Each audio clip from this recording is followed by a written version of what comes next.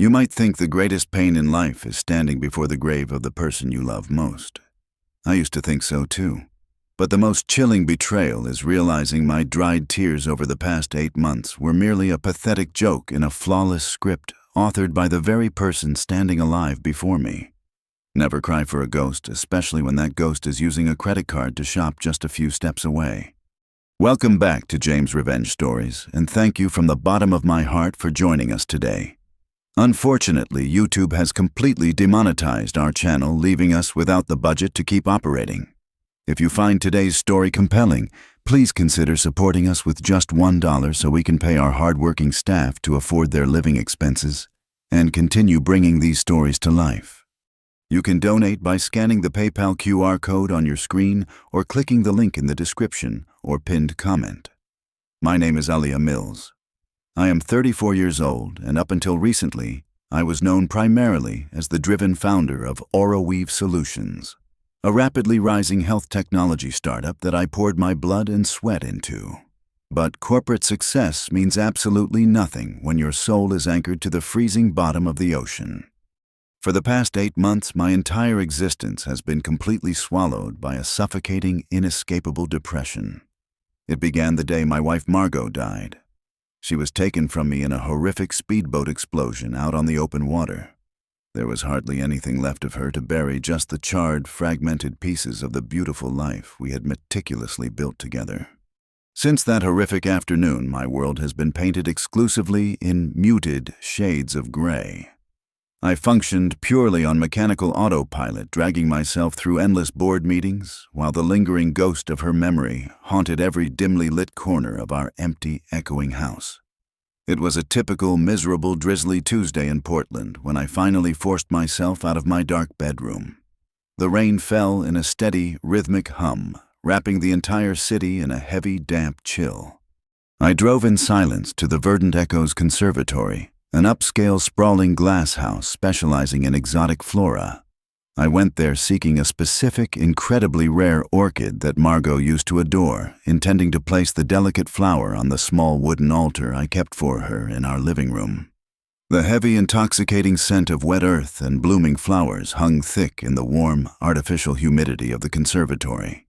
As I aimlessly wandered down a narrow aisle choked with giant ferns, the relentless drumming of the rain against the massive glass roof was suddenly pierced by a sound that made the blood in my veins run instantly cold.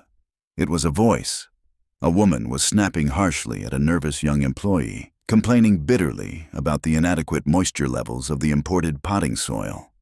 My heart slammed violently against my ribs, knocking the breath straight out of my lungs. I knew that exact cadence. I knew the sharp, impatient, authoritative edge of that specific tone. It was a voice I had listened to every single night before falling asleep. I turned around slowly, dread and desperate hope warring in my chest, and I completely froze. Standing just 15 feet away from me was Margot. My logical mind violently rejected the image, fracturing under the crushing weight of an impossible waking nightmare. Her signature dark curls were gone, replaced by bone-straight hair that had been stripped and dyed a stark platinum blonde. She was draped in a sharply tailored, high-end designer suit that looked entirely foreign to the casual, laid-back woman I had married. But as she shifted her weight to gesture angrily at the employee, the collar of her silk blouse slipped an inch. There it was, a small, faint crescent moon scar resting just beneath her left collarbone.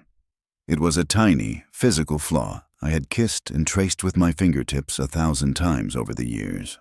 The heavy smartphone I was holding slipped right through my completely numb fingers. It hit the hard stone floor with a deafening crack, the expensive screen instantly shattering into a violent spiderweb of glass. The sharp noise caused her to turn her head. Our eyes locked across the green foliage. Time completely stopped. In that fraction of a second, I saw it clearly. A violent, undeniable flash of raw, naked panic struck her dark pupils. She recognized me. But just as quickly as the terror appeared, a chilling, heavily calculated mask of total indifference slammed down over her delicate features. She did not scream. She did not run into my arms. Instead, she calmly adjusted the strap of her expensive leather handbag, turned her back on the confused employee and walked briskly toward the main exit, brushing her shoulder right past mine. I reached out my fingers, trembling wildly, and my voice broke into a desperate whisper of her name. She paused for barely half a second, never once looking back at my ruined face, and delivered a single line in a perfectly measured, entirely artificial tone. "Excuse me, you have the wrong person. I am Valerie Sterling." Before my paralyzed, short-circuiting brain could command my heavy legs to follow her, she pushed firmly through the heavy glass double doors, stepping confidently out into the biting Portland rain. I stood completely paralyzed, watching through the blurry, tear-streaked panes of glass as she climbed into the driver's seat of a sleek black Tesla and sped off into the gray afternoon. She disappeared down the slick street, leaving me standing completely alone, violently trembling among the orchids with the shattered glass of my phone glittering at my feet like the broken pieces of my own sanity. I did not go back to my empty bedroom to cry. Grief is a heavy, blinding fog, but I am a systems engineer by trade. When a critical network crashes, you do not sit on the server room floor and weep over the broken hardware. You run diagnostics. You isolate the corrupted files. You look for the fatal error. I drove straight to my home office, locked the heavy oak door behind me, and slammed my primary workstation open. My hands were still shaking violently, but my mind was rapidly shifting gears. The human brain is a fragile processor, highly prone to glitches and hallucinations under extreme stress and trauma. I knew that. A part of me screamed that the intense grief had finally cracked my sanity, that the sharply dressed woman in the conservatory was merely a cruel trick played by my own desperate, starving subconscious. But I do not trust human emotions. I trust raw, unfiltered data. And the biological data told me that the woman who brushed past me had the exact same asymmetrical gait, the same vocal timbre, and the exact same crescent moon scar. I needed undeniable facts. I started with the public records, aggressively pulling up every single document related to the maritime disaster. I read through the official police report, which stated that the explosion was caused by a catastrophic accidental fuel line rupture. The human remains recovered from the wreckage were supposedly charred beyond any visual recognition. They were identified solely by a set of dental records. I traced the origin of those records. They were conveniently supplied by a private, obscure dental clinic just 7 days prior to the crash. Then I dug into our personal financial archives. I pulled up Margot's life insurance policy. For 8 months, I had absolutely refused to look at it, too disgusted by the very concept of blood money. But staring at the high-resolution screen now, the numbers glared back at me with sickening clarity. A massive payout of exactly $5 million had been swiftly processed, approved, and wired to an untraceable offshore account belonging to a man named Arthur Vance. He was legally listed on the paperwork as her estranged biological brother. In our 6 entire years together, Margot had sworn up and down that she was an only child, tragically orphaned at the age of 19. I had never met an Arthur. I had never even heard the name whispered in passing. The paperwork was entirely too pristine. Every legal loose end was tied off with a neat, highly calculated little bow. If the personal data was thoroughly compromised, I needed to check the professional network. I bypassed the standard employee portal and initiated a secure, heavily encrypted tunnel directly into the core mainframe of AuraWeave Solutions. My startup was on the very verge of launching a revolutionary biomedical algorithm, a proprietary piece of software capable of predicting genetic anomalies with unprecedented groundbreaking accuracy. It was our flagship product, the absolute culmination of 4 grueling years of relentless coding, sleepless nights, and millions in venture capital. I accessed the master access logs, a deeply buried digital vault that recorded every single keystroke login attempt and file transfer within the administrative network. I ran a deep forensic sweep, writing a custom script to filter for any massive, unusual data movements in the 30 days leading up to the tragic boating accident. At exactly 2 a.m, the search query finally finished compiling. The results made the blood freeze entirely in my veins. The command terminal displayed a massive, unauthorized data extraction. The entirety of our proprietary source code, every single line of the groundbreaking algorithm, had been meticulously copied, compiled, and transferred to an external, untraceable drive. The intruder had deployed a highly sophisticated wiping protocol to scrub the access logs clean, effectively acting as a digital ghost. But they had missed one crucial detail. They had missed a secondary, heavily encrypted fail-safe backup that I had personally coded deep into the server architecture during our very first year of operation. I stared at the harsh white text on the black screen, looking at the exact timestamp of the data breach. The massive theft occurred exactly 3 days before the speedboat erupted into a ball of flames off the coast. The crushing, suffocating weight of the truth finally settled over my shoulders. Margot had not run away because she was secretly unhappy with our marriage. She had not faked her death to escape into a quiet, peaceful life, or to run off with a clandestine lover. This was purely business. She had orchestrated her own gruesome, fiery demise for one singular purpose: to steal the very lifeblood of my company. She had watched me exhaust myself building our empire line by agonizing line, smiling at me across the dinner table, all while planning to strip it bare and leave me grieving over an empty, closed casket. She took my future, my intellectual property, and my shattered heart, treating them all as acceptable collateral damage in a multi-million-dollar corporate heist. The loving woman I married was nothing more than a meticulously crafted illusion. I closed the laptop, the glowing screen no longer reflecting off my cold, completely dry eyes. The time for blind mourning was officially over. I could not trust the police or the federal authorities. If she had the vast resources to fake dental records, fool the insurance investigators, and launder a $5 million payout, she undoubtedly had powerful people on her payroll. I needed someone who operated exclusively in the dark shadows of the digital world. I opened my desk drawer, picked up an unregistered burner phone I kept strictly for emergency server blackouts, and dialed a secure number I had not used since my early rebellious days in the tech underground. Silas was a ghost in the machine. A brilliant former black hat hacker who now specialized in hunting down high-tech corporate criminals for clients who preferred to keep the law out of their business. He answered on the second ring, his breathing steady and silent on the other end of the line. I did not waste a single second with pleasantries. "I need you to hunt down a ghost," I told him, my voice steady, sharp, and completely void of any lingering sorrow. "Her new name is Valerie Sterling. She thinks she has successfully erased her entire digital footprint, but nobody is truly invisible. I want every security feed, every banking transaction, and every single breath she takes tracked, recorded, and delivered directly to me by the end of the week." It took Silas exactly 7 days to shatter the remaining fragments of the world I thought I knew. I spent those 168 hours barricaded in my office, surviving on black coffee and adrenaline, while he meticulously picked apart the digital fabric of the Pacific Northwest. When the secure file transfer finally pinged on my encrypted server, I did not hesitate to open it. Silas had thoroughly hacked into the municipal surveillance grid, high-end real estate databases, and private banking networks. The newly minted Valerie Sterling was not hiding in the shadows. She was living shamelessly in the glaring lights of Seattle, occupying a sprawling, ultra-luxury penthouse on the top floor of a gleaming glass skyscraper overlooking the Puget Sound. The surveillance stills showed her stepping out of chauffeured vehicles, dripping in custom jewelry, and dining at exclusive venues where a single plate cost more than my first car. She was burning through the $5 million insurance payout with a sickening, careless arrogance. But the extravagant lifestyle was merely a temporary distraction.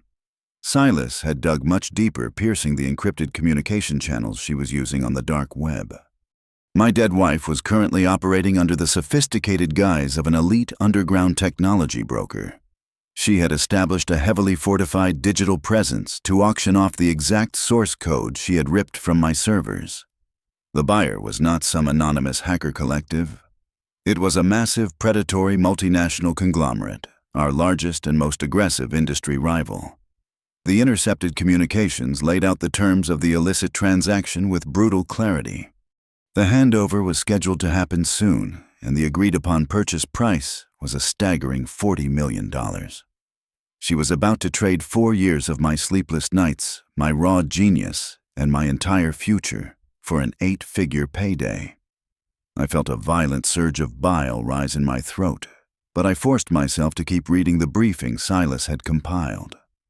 The final attachment in the encrypted folder was a high-definition video file, illegally pulled from a hidden security camera inside a notoriously exclusive, members-only restaurant in downtown Seattle. I clicked play.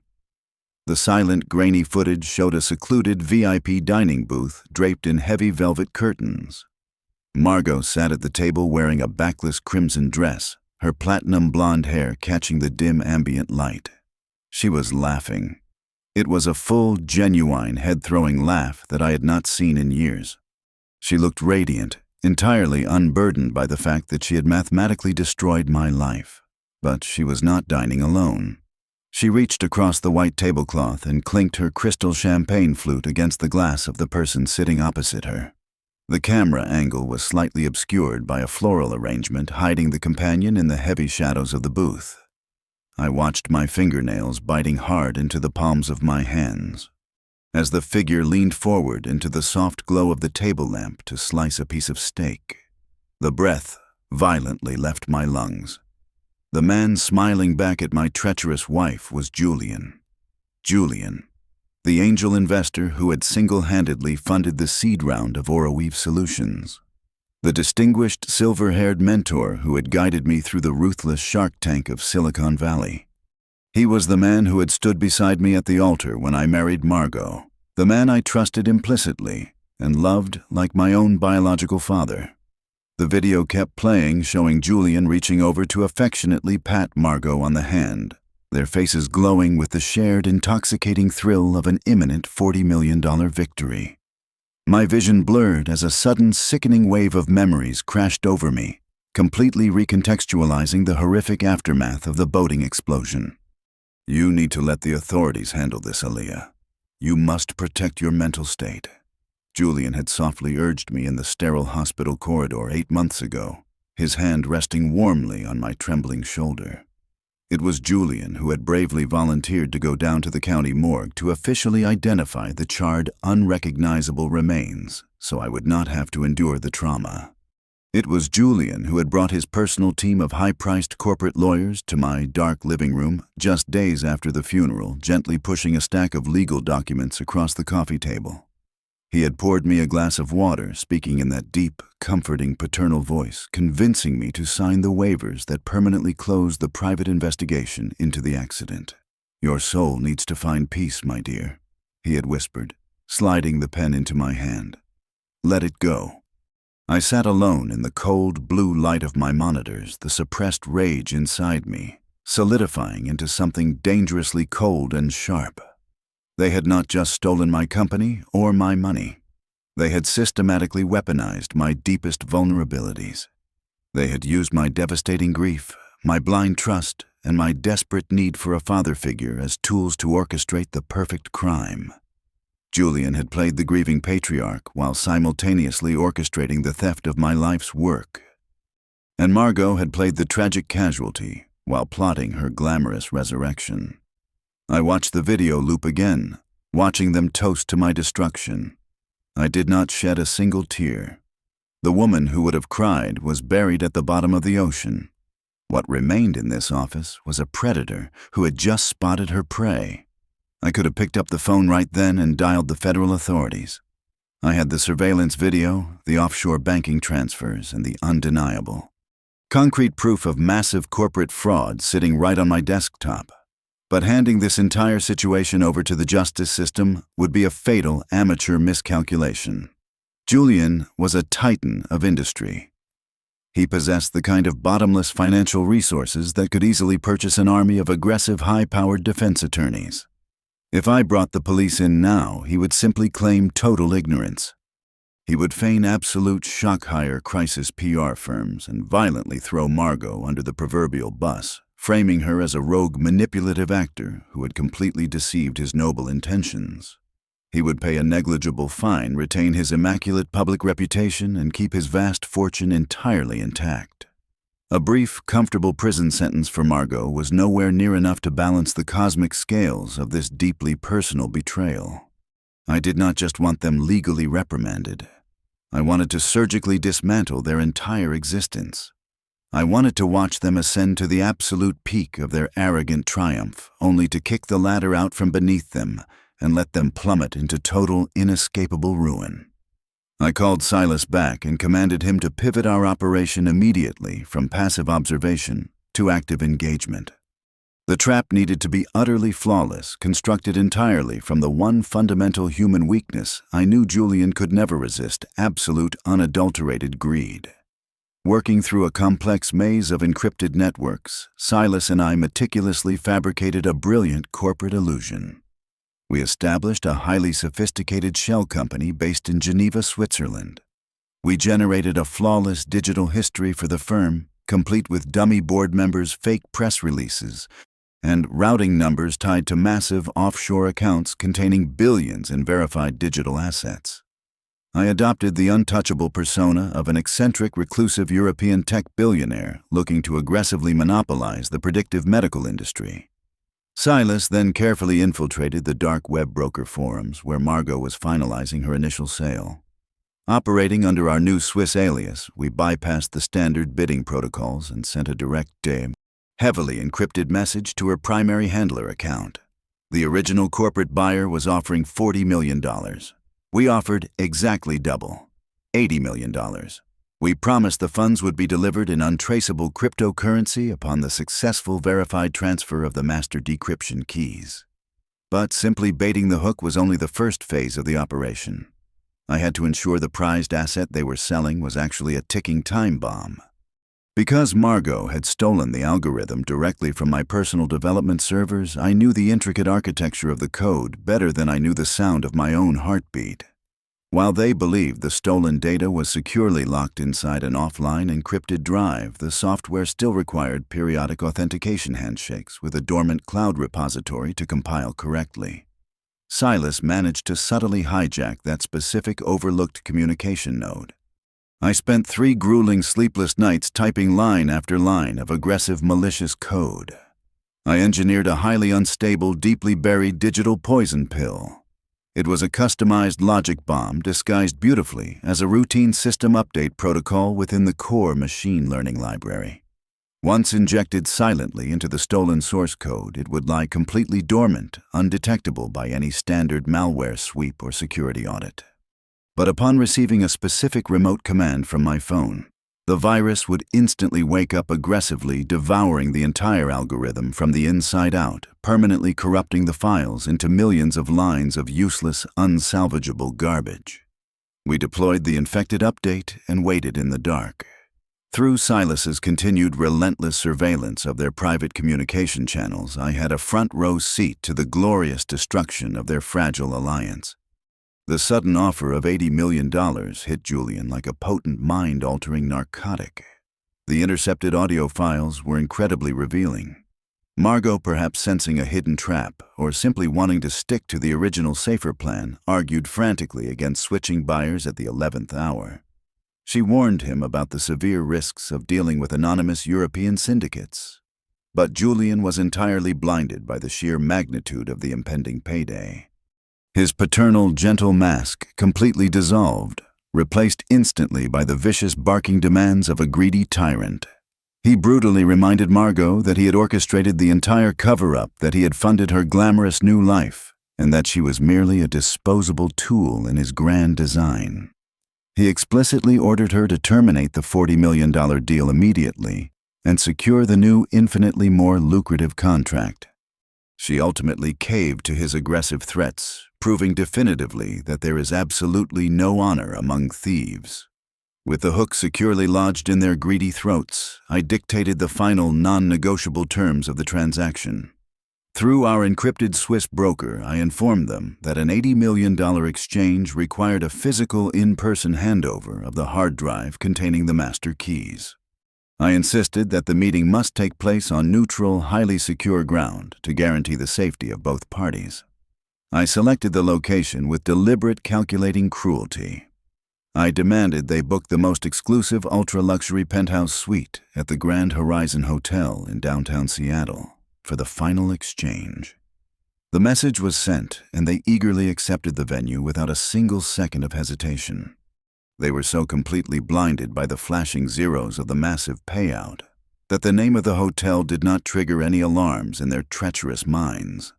But I knew it. No one else in the world knew that the Grand Horizon was the exact hotel where Margot and I had spent our 14-day honeymoon exactly 5 years ago. It was the very place we had laid in bed drinking expensive wine, making beautiful, heartfelt promises about a long, faithful life together. Demanding they bring my stolen legacy back to the exact site of our false vows was not just a strict security measure. It was a silent, venomous declaration of war. The chessboard was perfectly set, the pieces were locked in motion, and it was finally time to corner the king and queen. The air inside the top-floor suite of the Grand Horizon was thick with the intoxicating scent of premature victory.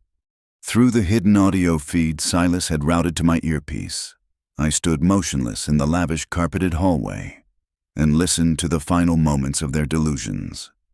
Julian was pouring 2 glasses of remarkably expensive scotch, the crystal clinking joyfully against the heavy glass. Margot was pacing her high heels, clicking rhythmically against the imported hardwood floor, complaining about the Seattle traffic and eagerly anticipating the $80 million transfer. The small encrypted hard drive, the physical manifestation of my stolen genius, sat innocently on the massive marble coffee table between them. I raised my hand and pushed the heavy mahogany double doors open. The sudden intrusion made them both snap their heads toward the entryway. They had arranged their faces into polite, strictly business smiles, fully expecting to greet the sophisticated proxy of a mysterious Swiss billionaire. Instead, the smiles completely melted off their faces, replaced by an expression of pure, unadulterated horror. I stepped over the threshold. I was no longer the shattered, weeping widow they had left behind. I was encased in a sharply tailored pitch-black power suit, my posture rigidly straight, my eyes completely devoid of any human warmth. I reached behind me, pulled the doors shut, and pressed my thumb against the biometric override device Silas had supplied. A heavy, definitive metallic clack echoed through the massive room as the deadbolt locked them inside. Julian dropped his scotch.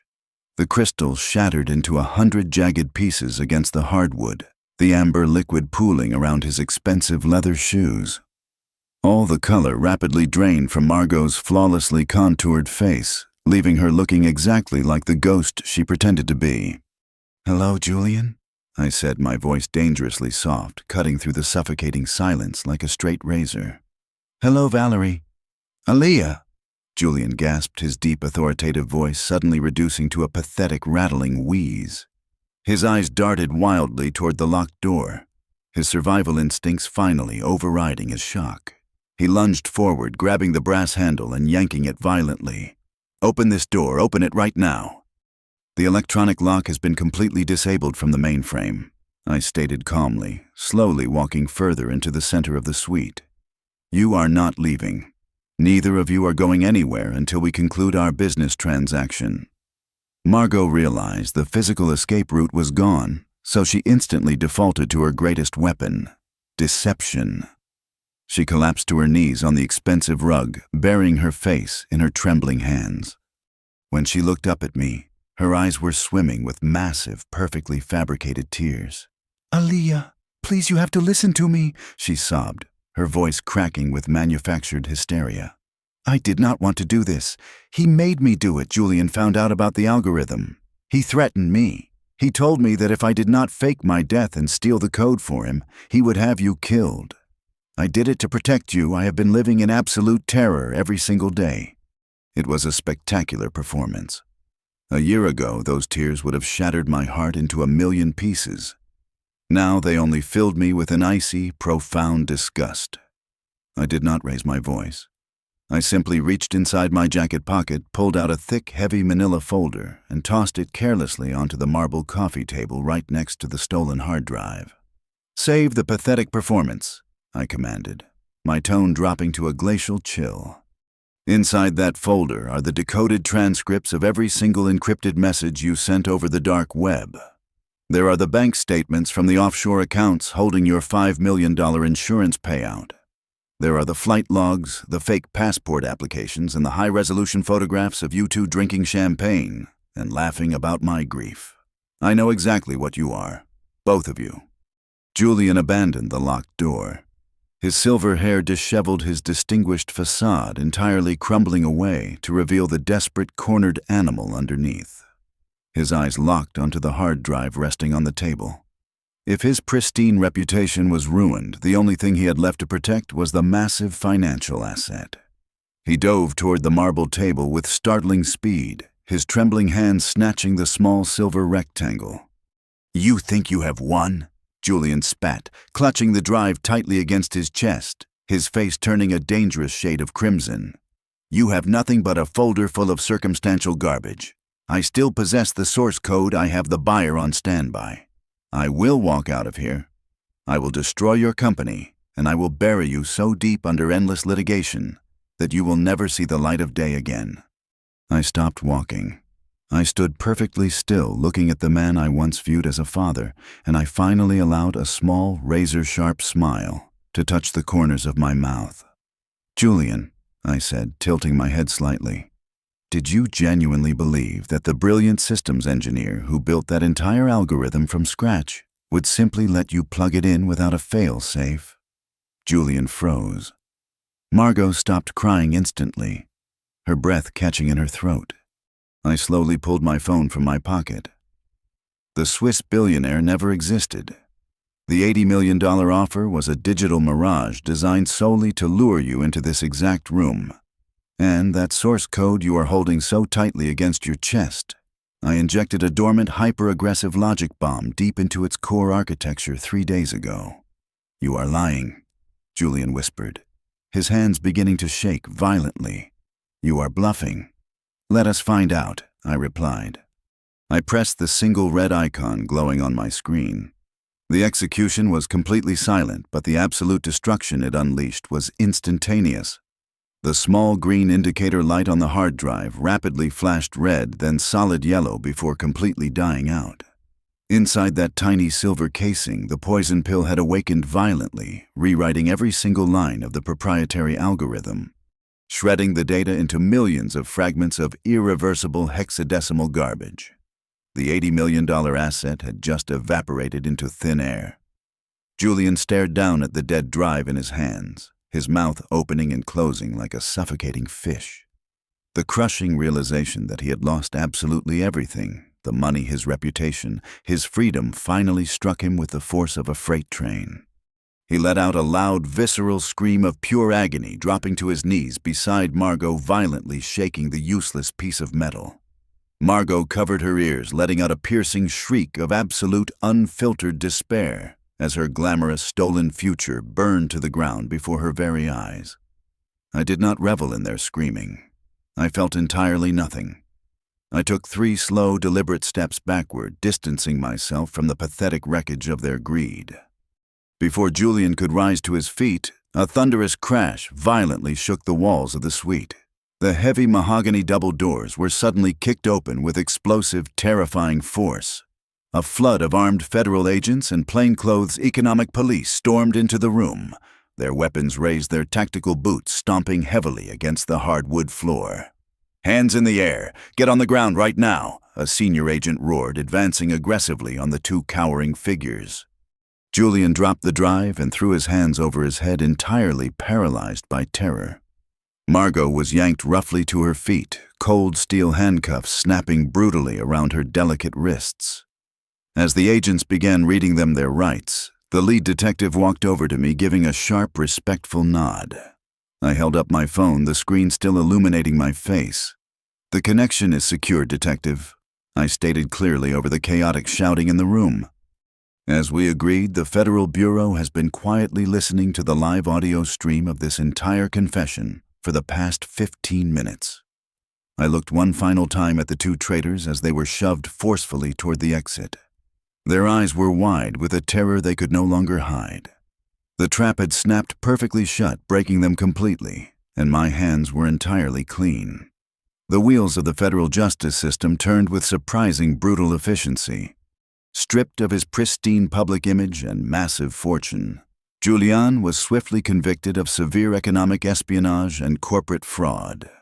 He received a harsh, uncompromising sentence of 15 years in a high-security federal penitentiary, destined to spend his remaining golden years locked safely inside a sterile concrete cell.